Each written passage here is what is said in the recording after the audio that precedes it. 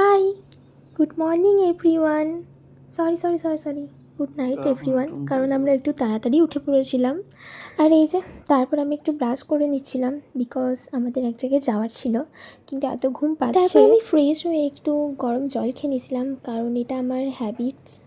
কিন্তু আমার তো ঘুম পেয়ে আমি তো দেখতেও পাচ্ছি না, এটা 1 ঘন্টা ঘুমের ফল আমার। আর তারপর আমি রেডি হয়ে গিয়েছিলাম দুদিকে বেনুনি করে। কেউ হাসবে না, হ্যাঁ, কারণ আমি কোথাও জার্নি করলে এরকম দুদিকে বেনুনিই করে থাকি। আর এই যে আমার বর, উনি খাচ্ছিলেন আর একটু লজ্জাও পাচ্ছিলেন।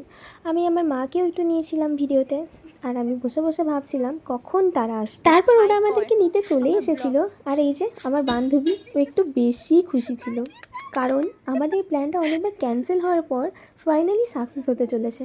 আর এদিকে আমার দাদারা একটু আমাদের লাগেজগুলো গুছিয়ে নিচ্ছিল, কারণ এত দূর যেতে হবে। আর এইদিকে আমার বড় ওদেরকে একটু হেল্প করে দিচ্ছিল। আর এই যে তারপর আমরা বেরিয়ে পড়েছিলাম, কিন্তু আমরা বেরোতে না বেরোতেই এমন বৃষ্টি শুরু হয়েছিল, কিছু করারও নেই, কারণ ওয়েদারটা এরকম। আর আমার তো এত ঘুম পাচ্ছিল, আমি তো গাড়িতে উঠতে না উঠতেই ঘুমিয়ে পড়েছিলাম। তাই তার আগে কিছু ক্লিপসও নিয়ে রেখেছিলাম। তারপর আমার ঘুম ভেঙে যায় আর দেখি গাড়ি পেট্রোল পাম্পে। আর তারপর আমি এসে ভিডিও করতে লেগেছিলাম। আর সেই দেখে আমার দাদা আমাকে সমানে জুতো দেখাচ্ছিল, কারণ ওর একটু রাগ হচ্ছিল। হে মজা করছিলাম। যাই হোক, তারপর একটা সুন্দর গান শুনে, মানে আমার খুবই একটা প্রিয় গান শুনে আমার ঘুমটা ভেঙে যায়। আর ঘুম থেকে উঠে দেখি এরকম একটা ভিউ, কে না ক্যামেরা বন্দি করে রাখতে পারে বলো। আমি তো সঙ্গে সঙ্গে আমার ফোন খুলে ক্যামেরা অন করে নিয়েছিলাম ভিডিও করার জন্য। ফাইনালি আমরা চলে এসেছিলাম মন্দারমণি। হ্যাঁ, তোমরা ঠিকই শুনেছ, মন্দারমণি। জায়গাটা এতই প্রিয় আমার, বছরে একবার হলেও আমাকে আসতেই হবে। আর এখানে আমি একটা কথা বলে রাখি, ফার্স্ট টাইম আমি ভয়েস ওভার দিয়ে ব্লগ বানাচ্ছিলাম, তাই কোনো ভুল হলে আমাকে একটু ক্ষমা করে দিও। এই যে তারপর আমার বেনুনি দুটো আমি খুলে একটু পোজ দিচ্ছিলাম, কী আর করার। এই দেখো পৌঁছে গেছে, এত বৃষ্টি।